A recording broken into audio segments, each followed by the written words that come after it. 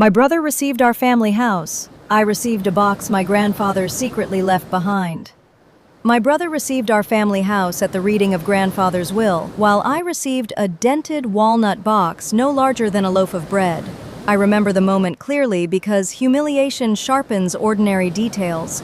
The room, the light, and the expressions around me all became fixed in memory. What looked small to everyone else felt like a verdict on who I was allowed to become. I did not have the language to challenge that verdict yet, so I watched, listened, and stored the truth. I carried the box home because grandfather had written my name beneath it in the careful block letters he used only for important things. Daniel smiled as though the difference between us had finally been measured in square feet. I wrote the information down before speaking to anyone. That habit protected me from the subtle revisions that followed every confrontation. When a date later shifted, or a promise became a misunderstanding, I could return to what had actually happened. The record did not make the situation less painful, but it prevented pain from being used to erase precision. I returned to the trust papers, property ledgers, letters, and bank records whenever pressure tried to blur what had happened.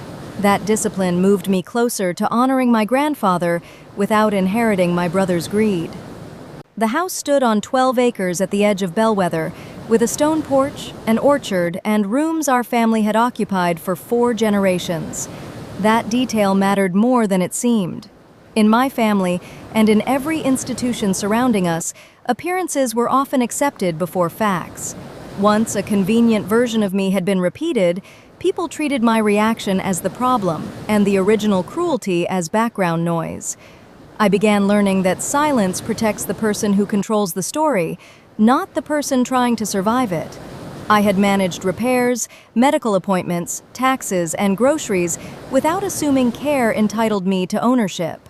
Daniel had spent years calling it his future estate, although he visited grandfather mostly when money or photographs were involved. The practical effect reached beyond that day.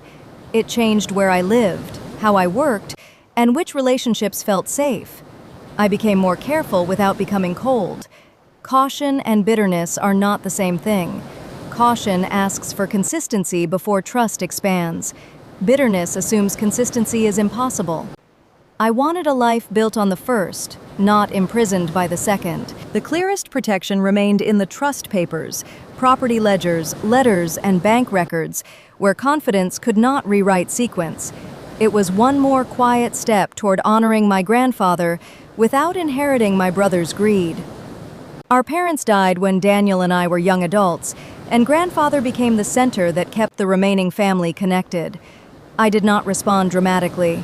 Years of being underestimated had taught me that anger was easiest to dismiss when it arrived before evidence. Instead, I noticed dates, names, and the order in which people changed their explanations. My restraint was not weakness. It was the beginning of a record that would eventually become harder to ignore than any rumor. Daniel treated assistance as proof of preference, while I treated it as a responsibility that should leave a record. He paid Daniel's business debts twice and helped me complete accounting school after I promised to repay every dollar. I spoke with people who had no investment in protecting the approved version of events. Their questions were simple and therefore revealing. Who benefited? Who signed? Who had access? What changed afterward? Each answer stripped away another layer of sentiment. The situation became less mysterious as soon as I stopped treating ordinary misconduct as a private misunderstanding no outsider could examine. I kept the trust papers, property ledgers, letters, and bank records organized because memory deserved support when the stakes involved grandfather's true plan for our family property. The choice served a larger purpose, honoring my grandfather without inheriting my brother's greed.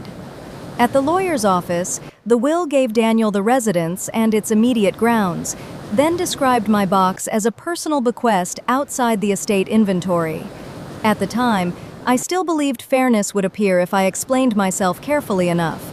I thought a complete sentence, a clean document, or one honest witness could make people choose decency. The harder lesson was that some people understand perfectly and continue anyway because confusion benefits them. Once I accepted that, My decisions became clearer and much less apologetic. I thanked the lawyer, declined the furniture, and noticed that he would not answer Daniel's question about whether the house was free of restrictions. Relatives avoided my eyes because they expected tears, and Daniel offered me several pieces of furniture as if distributing consolation prizes. That was when fear became useful. Instead of letting it circle inside me, I turned it into a checklist. I preserved files, changed passwords, requested certified copies, and wrote down every contact.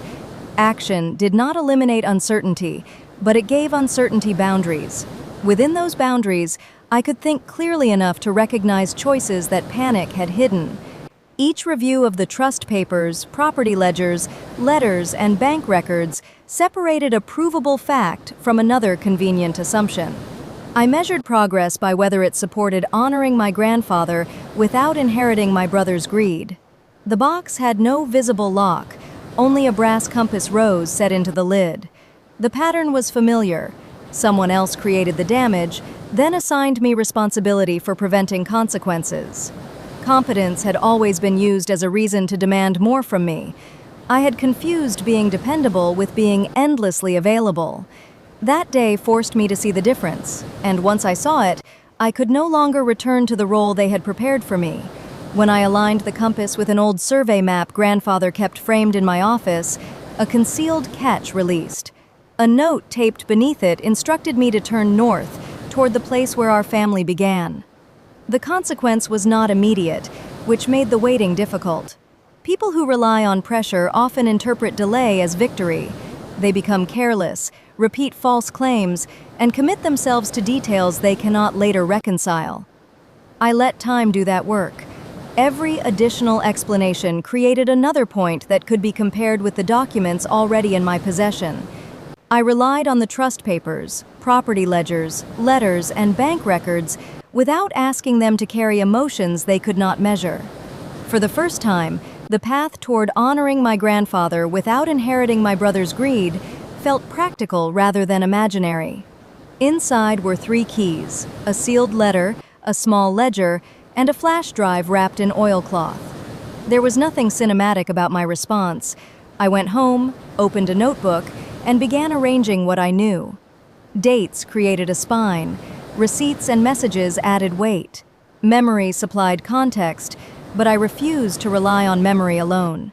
I wanted a version of events that would remain true even when affection, embarrassment, and family pressure tried to soften it. My name appeared beside years of reimbursements I had made, while Daniel's name appeared beside advances that had never been repaid. The first page of the ledger listed every mortgage payment, tax bill, loan, and transfer connected to the property since grandfather inherited it. I began noticing who asked how I was and who asked only what I planned to do. The difference separated concern from strategy. Some people wanted reconciliation before accountability because conflict made them uncomfortable. Others quietly offered dates, copies, or memories that helped. I stopped counting neutrality as kindness. In a dispute built on erasure, refusing to look usually protects the person holding the match. The trail through the trust papers, property ledgers, letters, and bank records became a structure strong enough to protect grandfather's true plan for our family property. I did not need certainty about everything. I needed the next action to support honoring my grandfather without inheriting my brother's greed. Grandfather's letter explained that the house was only one asset inside the Bellwether Land Trust. People often imagine betrayal as one loud discovery. Mine arrived as a sequence of small contradictions: a changed time, a missing page, a casual sentence that did not match the previous one. Each inconsistency could have been dismissed alone. Together, they formed a design. Recognizing that design was painful, but it also ended the exhausting work of pretending everything might still be accidental. The letter named me to that role after his death and directed me to protect the orchard, tenant cottages, and conservation acreage. Daniel could occupy the residence, but he could not sell, mortgage, subdivide, or lease it outside the family without approval from the managing trustee. Professional advice gave names to behavior I had experienced only as confusion: misrepresentation, coercion, concealment, retaliation. The words were not magic, but they organized the chaos. Once conduct had a name, it could be answered through a process rather than another circular argument. That shift returned energy I had wasted trying to make unreasonable people admit they were being unreasonable. Whenever explanations shifted, the trust papers, property ledgers, letters, and bank records returned the situation to its original shape. The decision made sense because it protected the possibility of honoring my grandfather without inheriting my brother's greed. The will read aloud had described the residence but not the separate trust because the trust assets did not pass through probate. I slept badly afterward, replaying every decision that had brought me there. Shame tried to persuade me that I should have predicted the harm sooner. By morning, I understood that trust was not the mistake. The mistake belonged to the person who had treated trust as an unlocked door. That distinction gave me enough steadiness to take the next practical step. Grandfather had allowed him dignity while preventing another round of borrowing from consuming the land. Daniel had received a valuable right to live in the house, not unrestricted ownership of the entire property. I checked the original source whenever possible. Screenshots could be edited, stories polished, and partial documents arranged to create a false impression. Originals carried metadata, handwriting, sequence, and context. The more closely I examined them, the less power the public version held. Truth was not louder, but it was denser. It connected in ways invention could not sustain. I preserved the trust papers, property ledgers, letters, and bank records so that exhaustion would never become permission to erase grandfather's true plan for our family property. I kept going with one standard in mind: honoring my grandfather without inheriting my brother's greed. The first key opened a safe deposit box containing the signed trust agreement and recorded amendments. The people around me preferred an emotional explanation because emotion could be questioned. Records were less cooperative. A timestamp did not care who was charming. A signature did not become authentic because relatives wanted peace. A financial transfer did not turn into generosity when described at dinner. I began separating what could be proved from what others merely hoped I would accept. The third was labeled only with the name North Quarry. The second opened grandfather's locked records room in a farm office Daniel assumed belonged with the house. My instinct was to protect innocent people from the fallout, even when that protection might also shield the person responsible. I had to distinguish compassion from concealment. Compassion helps someone survive a consequence. Concealment prevents the consequence from arriving. I could offer the first without participating in the second, and that became the line I used in every decision afterward. The evidence in the trust papers, property ledgers, letters, and bank records did not need drama. Consistency gave it weight. Even on difficult days, the work returned me to honoring my grandfather without inheriting my brother's greed. Before I could review everything, Daniel moved into the house and hosted a party announcing plans for a luxury wedding venue. For years, I had measured strength by how much discomfort I could absorb without inconveniencing anyone. That definition served everyone except me. Real strength, I discovered, sometimes looked like refusing the emergency, declining the invitation, or letting another adult meet the consequence attached to a choice. It felt unnatural at first because healthy boundaries often feel cruel to people trained by unhealthy expectations. His confidence moved faster than any title search. He invited developers, removed family portraits, and placed survey flags through the orchard. The old version of me would have accepted a private compromise and called it peace. I now understood that secrecy was part of the mechanism. A private settlement without correction would leave the lie available for future use. I did not need public humiliation, but I did need the official record to reflect what happened. Accuracy was not revenge. It was the end of enforced confusion. I learned to trust the connections inside the trust papers, property ledgers, letters, and bank records more than anyone's rehearsed certainty. The point was no longer to change another person, but to continue honoring my grandfather without inheriting my brother's greed. I sent him a copy of the trust restrictions and asked him to stop work until counsel explained his rights. No single piece of information changed everything. The change came from accumulation. One document supported another. One witness explained a gap. One inconsistency made the next question unavoidable. I stopped asking whether the truth was dramatic enough and focused on whether it was complete. Completeness became my protection against a story designed to survive through exhaustion. He had already signed a letter of intent with Havencrest Hospitality and accepted a $150,000 option payment. Daniel called the documents old drafts and told relatives I was inventing technicalities because I could not accept losing. Small acts of preparation began changing how I carried myself. I stopped flinching at urgent messages.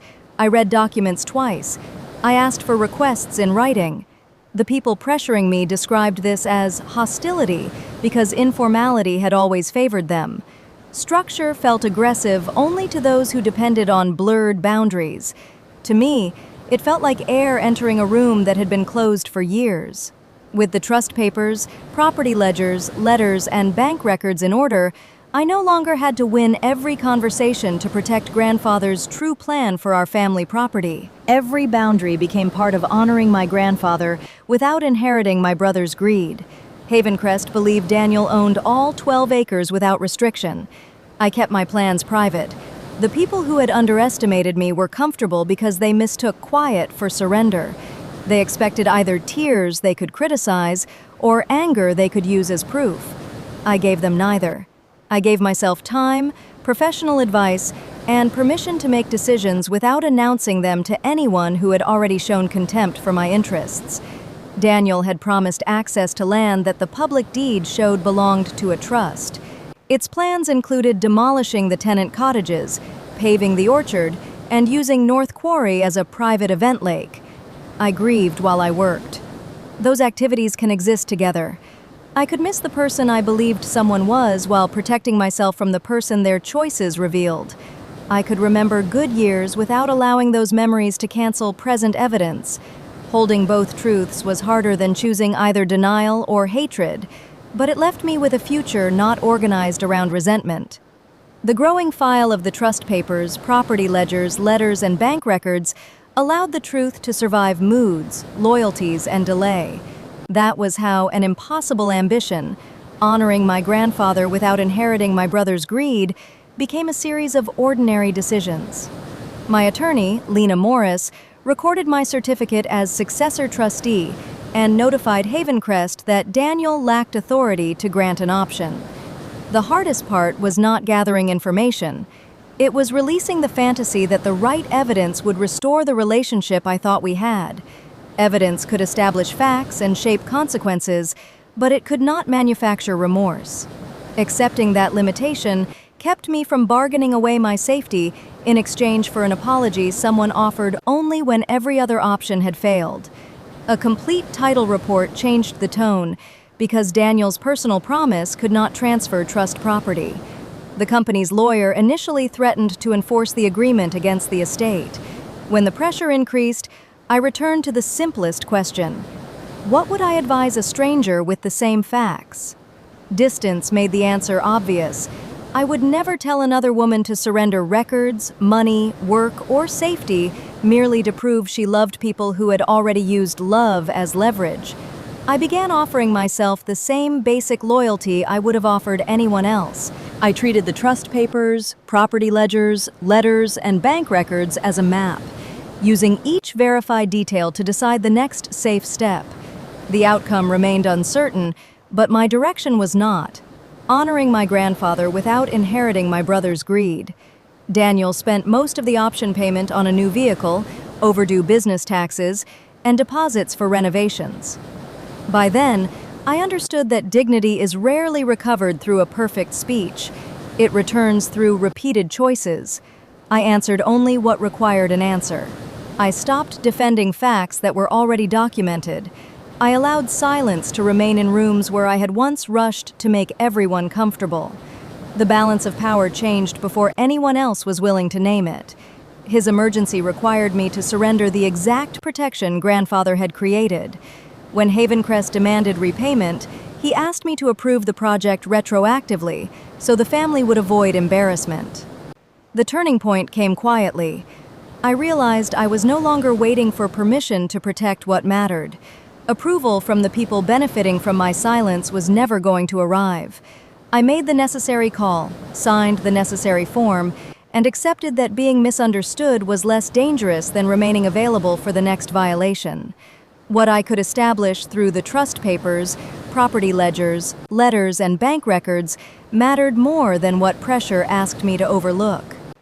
I allowed the next step to be enough, as long as it advanced honoring my grandfather without inheriting my brother's greed. Relatives said the restriction was unfair because everyone had heard Daniel was receiving the house. What happened next looked sudden to outsiders, but it had been built through years of preparation. Skills gained in ordinary jobs, friendships maintained without advantage, and records kept when no one expected them to matter all converged. The same people who had mistaken patience for passivity discovered that patience can also be a method of becoming impossible to corner. I circulated the relevant trust pages and refused to debate grandfather's intentions through rumor. They treated the difference between occupancy and ownership as a trick rather than the central legal fact. Later, people called the result inevitable. It was not. The result depended on small choices made while I was tired and afraid. Keeping a receipt, saving a message, asking one more question, refusing to sign. Justice often looks obvious only after someone has completed the invisible labor of making denial impossible. The discipline of maintaining the trust papers, property ledgers, letters, and bank records kept grandfather's true plan for our family property from becoming a bargaining chip. The more accurate the record became, the more possible it felt to continue honoring my grandfather without inheriting my brother's greed. The flash drive contained video messages grandfather recorded during the final year of his life. I was tempted to make the outcome personal. A part of me wanted the people who had diminished me to feel exactly what I had felt, but imitation would have kept them at the center of my life. I chose a cleaner form of justice: accurate facts, consistent rules, and consequences I did not need to exaggerate. Reality was sufficient once it was finally allowed into the room. His voice was tired but precise, and 2 physicians confirmed he understood every restriction. He described Daniel's repeated demands to use the land as collateral and showed letters from lenders who had already been promised future ownership. That experience changed my idea of winning. Winning was not watching another person suffer. It was reaching a morning when their choices no longer determined the temperature of my day. It was having work, relationships, and a home that did not require me to shrink. The formal outcome mattered, but freedom was the part no order or judgment could award on my behalf. By following the trust papers, property ledgers, letters, and bank records, I could move forward without depending on a confession. I could not control the response, only whether my actions remained aligned with honoring my grandfather without inheriting my brother's greed. One recording showed grandfather asking Daniel to sign an acknowledgement that the house would remain inside the trust. The next development forced me to separate surprise from disbelief. Surprise passes when new information arrives. Disbelief keeps bargaining with information already present. I had spent too long bargaining. I read the facts in their plainest order and stopped inventing gentler motives simply because the real ones made me uncomfortable. The signature changed his position from misunderstanding to deliberate misrepresentation. Daniel signed after receiving money to settle a tax lien, then later told his lawyer he had never seen the trust. I created a separate chronology for decisions still ahead. It listed what I knew, what remained uncertain, and which uncertainty actually mattered. The exercise prevented unanswered questions from becoming excuses for inaction. I did not need to solve every mystery before protecting myself from the facts already established. I returned to the trust papers, property ledgers, letters, and bank records whenever pressure tried to blur what had happened. That discipline moved me closer to honoring my grandfather without inheriting my brother's greed. The ledger revealed a larger problem involving the tenant cottages. I noticed how quickly people reached for my history when they could not answer my evidence. Old mistakes, old loyalties, and old insecurities were introduced as if they changed the current facts. I refused the detour. A person can be imperfect and still be correct about what happened, and I no longer allowed unrelated flaws to become a license for mistreatment. He kept the money and reported that the cottages were vacant. Daniel had collected rent for 3 months before grandfather died by directing tenants to a personal payment app. The next conversation was shorter because I no longer filled silence with concessions. I stated the necessary point, requested a written response, and ended the exchange. Removing performance from conflict made the remaining issue easier to see. The clearest protection remained in the trust papers, property ledgers, letters, and bank records where confidence could not rewrite sequence. It was one more quiet step toward honoring my grandfather without inheriting my brother's greed. I ordered an independent accounting and restored the tenants' proper leases. The situation also revealed the cost of delayed boundaries. Every exception I had made to preserve calm had taught someone that persistence could overcome my refusal. I could not repair that lesson with another explanation. I repaired it by making the boundary predictable, written, and unaffected by the volume of the response. Daniel's wedding plan depended on removing people whose homes he had erased from his financial picture. Several were retired farm workers grandfather had promised could remain at below-market rent. I asked a professional to test my assumptions rather than merely confirm them. Where the evidence was weak, we labeled it weak. Where another explanation remained possible, we preserved that possibility. Careful limits increased credibility and kept me from becoming attached to claims the record could not support. I kept the trust papers, property ledgers, letters, and bank records organized because memory deserved support when the stakes involved grandfather's true plan for our family property. The choice served a larger purpose, honoring my grandfather without inheriting my brother's greed. North Quarry turned out not to be a quarry at all, but a 40-acre parcel grandfather purchased after an old mining company polluted the water. There were days when progress looked like nothing more than not making the wrong call. I did not answer while angry, surrender while tired, or sign while rushed. Those absences were decisions. They created the space in which a better option could remain available long enough for me to recognize it.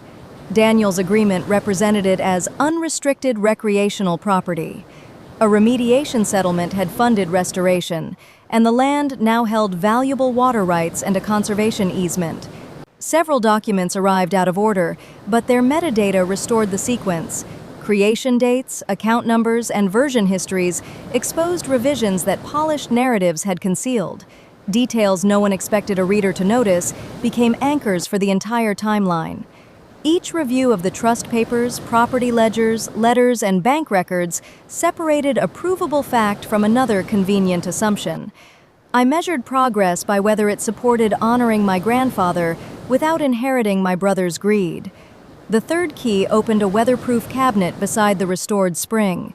I began treating credibility as something demonstrated through behavior rather than claimed through tone. Calm people could lie. Emotional people could tell the truth. The useful question was whether a statement remained consistent with records and later conduct. That standard protected me from charm without requiring me to distrust everyone. The box was not a substitute inheritance. It was the operating map for assets Daniel did not understand. Inside were monitoring reports, original settlement documents, and a second letter asking me to transfer management to a local watershed nonprofit after the trust stabilized. I made practical plans for more than one outcome. That reduced the power of threats based on uncertainty. If the best result failed, I still had housing, work, support, and a lawful next step. Contingency planning turned fear from a wall into a set of doors. I relied on the trust papers, property ledgers, letters, and bank records without asking them to carry emotions they could not measure. For the first time, the path toward honoring my grandfather without inheriting my brother's greed felt practical rather than imaginary. Havencrest sued Daniel personally for fraud, repayment, and its planning expenses. As the timeline grew clearer, several memories changed meaning. Comments I had dismissed as jokes now looked like testing. Sudden emergencies looked like rehearsals for later pressure. I resisted the temptation to rewrite every good memory as false.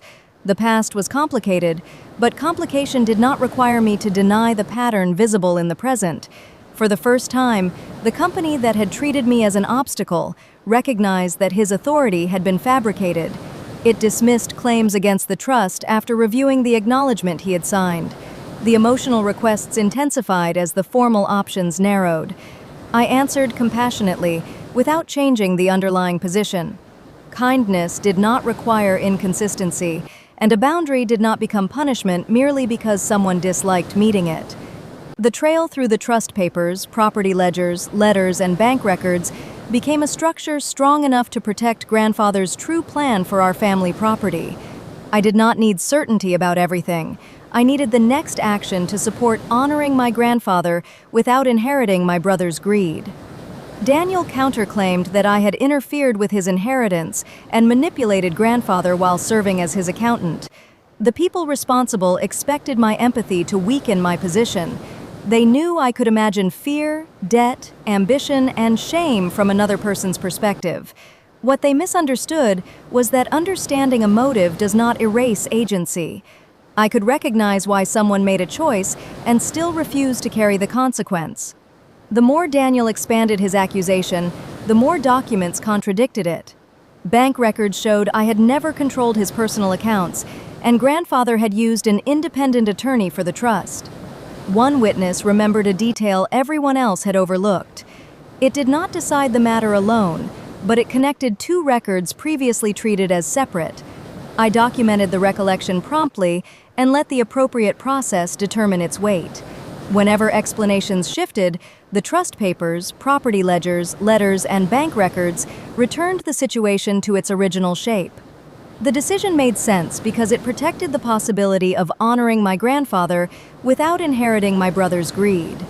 At the probate hearing, Daniel's attorney focused on the simple sentence giving him the residence. I allowed myself one evening to feel the full insult of it. I did not convert the feeling into a message or decision. I walked, cried, and let anger complete its honest work of showing me where a boundary had been crossed. The next morning, I could act without asking anger to design the outcome. The judge ruled that a will could not distribute ownership grandfather had already placed in a valid trust. Lena placed that sentence beside the recorded trust deed, the acknowledgement, and the ledger of unrepaid advances. I reviewed my own conduct with the same seriousness I expected from others. Where I had made assumptions, I corrected them. Where my language had been sharper than necessary, I acknowledged it. Accountability strengthened my position because it was a practice, not a weapon reserved for opponents. I preserved the trust papers, property ledgers, letters, and bank records so that exhaustion would never become permission to erase grandfather's true plan for our family property. I kept going with one standard in mind: honoring my grandfather without inheriting my brother's greed. The court confirmed my appointment as managing trustee and ordered Daniel to provide an accounting of rent and property alterations. Each new fact narrowed the space available for coincidence. The explanation now required too many unrelated accidents, all benefiting the same person and all disadvantaging me. Probability became its own form of clarity. I stopped apologizing for recognizing a pattern that had been carefully created. Grandfather had preserved a home for him without granting permission to consume everything around it. His occupancy right remained, but it could be suspended if he damaged trust property or failed to pay specified expenses. The official process imposed deadlines that emotion had never respected. Claims required support, responses required consistency, and delay carried defined consequences. Structure did not guarantee justice, but it removed many hiding places. The evidence in the trust papers, property ledgers, letters, and bank records did not need drama. Consistency gave it weight. Even on difficult days, the work returned me to honoring my grandfather without inheriting my brother's greed. Daniel refused to repay the option money and attempted to refinance the residence anyway. I changed my routines before I changed my public position. Access was reviewed, important papers moved, and private conversations limited. These choices looked excessive only if the threat was imaginary. Once the records confirmed intent, Basic preparation became an ordinary expression of self-respect. Havencrest then obtained a judgment against his business and vehicle rather than the family land. The lender's title department rejected the application within a day and reported the inconsistent ownership claims. I declined invitations to discuss the matter through intermediaries carrying incomplete messages. Triangles had kept our conflicts alive for years. Direct, written communication reduced misunderstanding and prevented each person from editing the exchange for a different audience. I learned to trust the connections inside the trust papers, property ledgers, letters, and bank records more than anyone's rehearsed certainty. The point was no longer to change another person, but to continue honoring my grandfather without inheriting my brother's greed. I gave Daniel a written choice consistent with the trust: remain in the house, pay ordinary carrying costs, restore the damaged orchard rows, and stop commercial plans, or surrender occupancy in exchange for a smaller trust distribution. A few people surprised me by telling the truth when doing so offered them no advantage. Their honesty did not solve the dispute, but it reminded me that loyalty and integrity were not opposites. The healthiest support came from people who did not ask me to distort facts in order to prove affection. His decision clarified what the property had meant to each of us. He chose the distribution because living in a house he could not monetize no longer interested him. Money became easier to discuss once every amount had a source and date. Vague phrases such as family help, shared sacrifice, or business necessity dissolved when compared with transfers and balances. Precision returned moral weight to choices that euphemisms had tried to make harmless. With the trust papers, property ledgers, letters, and bank records in order, I no longer had to win every conversation to protect grandfather's true plan for our family property. Every boundary became part of honoring my grandfather without inheriting my brother's greed. The trust repaired the residence and converted the farm office into an archive and community accounting clinic. The pressure campaign depended on speed. Urgent calls arrived before documents, emotional appeals before complete explanations, and deadlines before independent advice. I slowed every step down. Time was not avoidance. It was the condition required for informed consent.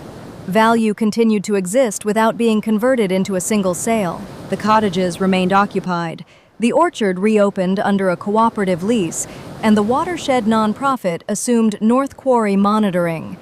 I protected time for ordinary life while the dispute continued.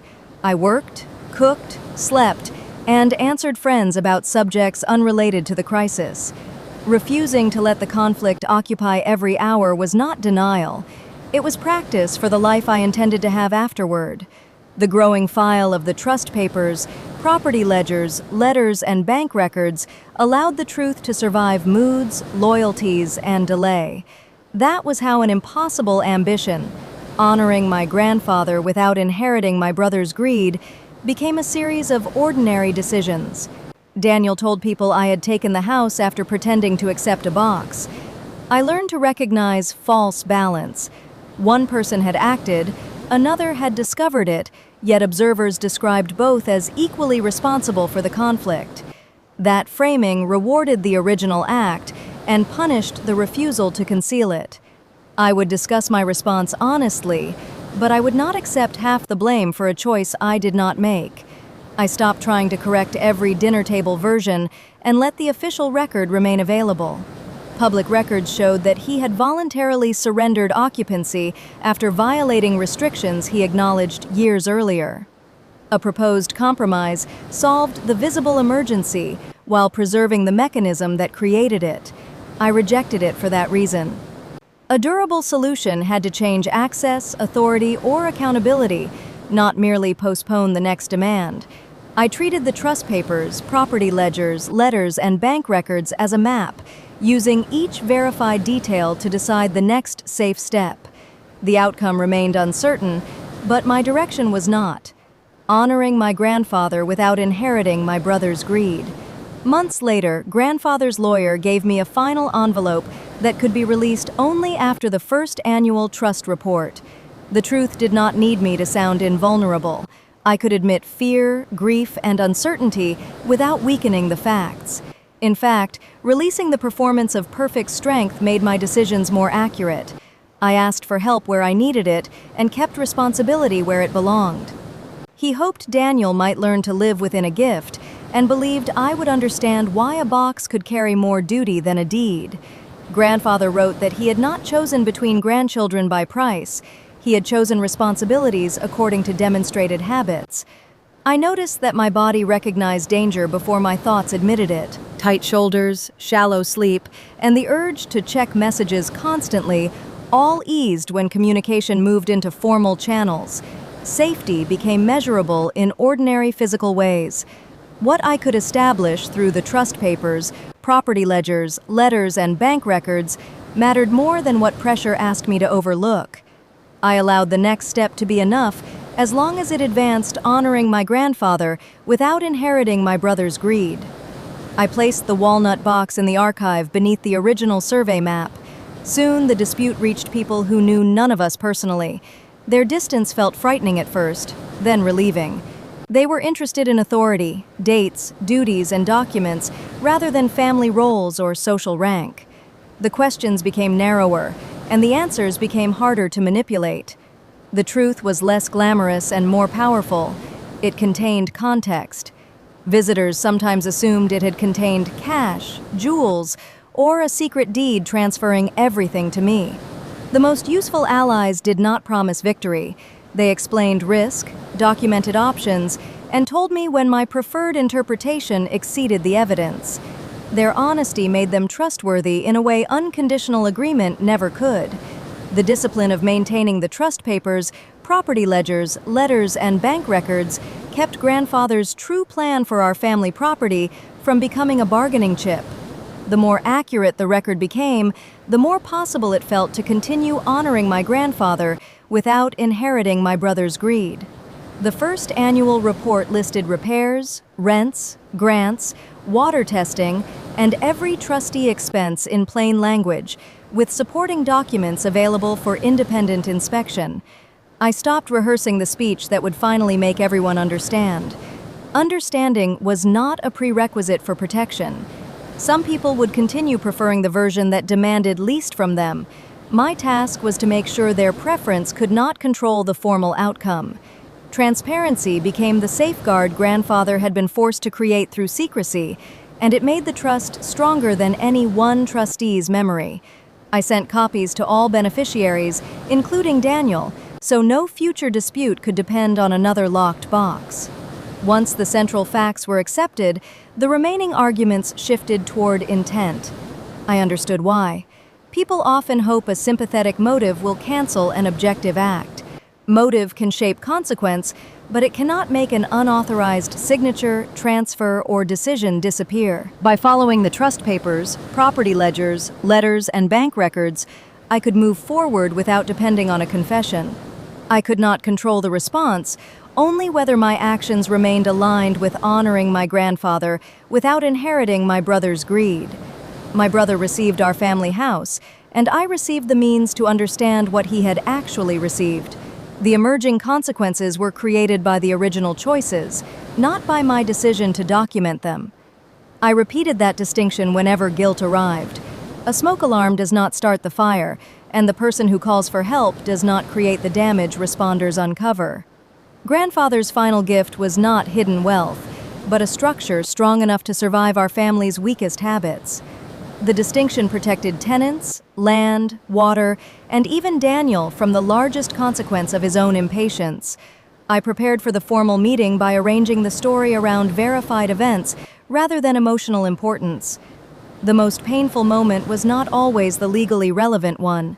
Respecting that difference allowed the decision-maker to see the pattern without being asked to carry my entire grief.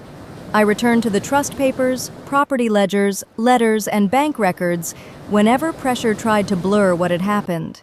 That discipline moved me closer to honoring my grandfather without inheriting my brother's greed. On the first harvest after restoration, children collected apples beside the porch, while former tenants taught them which trees had survived the mining years. For the first time, I could imagine an ending that was not reconciliation or destruction. There was a third possibility: accurate distance. We could occupy the same history without sharing access, and I could release the argument without surrendering the record. For the first time since the will was read, inheritance looked like care continuing beyond the person who began it. I stood with the ledger closed under my arm and watched the property function as a home rather than a trophy. When a fair opportunity for resolution finally appeared, I evaluated it against the future rather than the insult. I asked whether it restored resources, corrected the record, and reduced the chance of repetition. Satisfaction mattered less than stability. The clearest protection remained in the trust papers, property ledgers, letters, and bank records, where confidence could not rewrite sequence. It was one more quiet step toward honoring my grandfather without inheriting my brother's greed. I did not leave the experience unchanged. I became slower to confuse familiarity with safety and less willing to treat urgency as authority. That was not cynicism. It was the discipline of making room for facts before surrendering grandfather's true plan for our family property. The official record eventually became shorter than the years leading to it. A few pages contained dates, findings, and consequences. What those pages could not show was the private work required to stop organizing my life around my brother Daniel. People sometimes asked whether I felt vindicated. The word suggested a single satisfying moment, but recovery was quieter. It arrived when I could think about the future without first calculating how my brother Daniel might react. I kept copies of the trust papers, property ledgers, letters, and bank records in one secure place and stopped carrying them through every ordinary day. Evidence had completed its job. I was allowed to build a life in which protection existed without constant vigilance. In the end, honoring my grandfather without inheriting my brother's greed required more courage than any public confrontation. It meant refusing to become a mirror of the behavior that hurt me. I could insist on consequence without making cruelty my inheritance. The people who had watched from a distance preferred to describe the ending as a reversal of fortune. That description missed the years of work between injury and consequence. Nothing had turned by magic. I had simply stopped donating my silence, labor, and doubt to a version of events that protected my brother Daniel. I also learned that an accurate ending does not require every relationship to be repaired. Some connections became smaller, some disappeared, and a few became more honest after access was no longer automatic. Loss remained loss, but it no longer had authority over grandfather's true plan for our family property. Looking back, the decisive moments were rarely the loudest ones. They were the mornings when I preserved one more file, asked for one more explanation in writing, or declined to solve a crisis I had not created. Those choices accumulated until honoring my grandfather without inheriting my brother's greed was no longer an idea, but the shape of my daily life. I did not tell the story to prove that patience always wins. Patience without action can become permission. What protected me was patient action, checking the trust papers, property ledgers, letters, and bank records, seeking advice, and choosing a response that would still make sense after the immediate anger passed. There are parts of the experience I still dislike remembering. Healing did not turn betrayal into a useful gift, and success did not make the original harm necessary. I grew because I worked to recover, not because my brother Daniel secretly taught me a lesson I should be grateful to receive. The future became ordinary again in the best possible way. I made plans without building them around another person's emergency. I spent time with people who could hear no without treating it as abandonment. The protection of grandfather's true plan for our family property stopped feeling like a battle and became part of how I lived. If I had one truth to give the person I was at the beginning, it would be this: evidence is not cold. Boundaries are not cruelty. And refusing to carry another adult's consequence is not revenge. Those tools made room for honoring my grandfather without inheriting my brother's greed when promises and apologies could not. Eventually, I could hold the whole history without needing to change its ending in my imagination. The facts were established, the consequence belonged where it fell, and my attention was free to move elsewhere.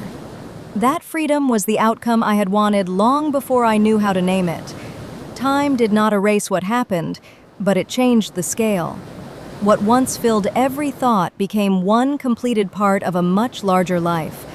I could remember my brother Daniel without immediately returning to the moment when grandfather's true plan for our family property seemed most vulnerable. The final proof was not contained in the trust papers, property ledgers, letters, and bank records. It appeared in my habits. I no longer apologized for careful questions, confused pressure with love, or waited for an unfair person to approve my boundary. The documents had secured the record. Living differently secured the future. I moved forward without declaring the past forgiven or unforgiven. Those labels mattered less than the practical truth that it no longer governed my choices. In that quiet independence, honoring my grandfather without inheriting my brother's greed became something I could continue long after the formal dispute ended.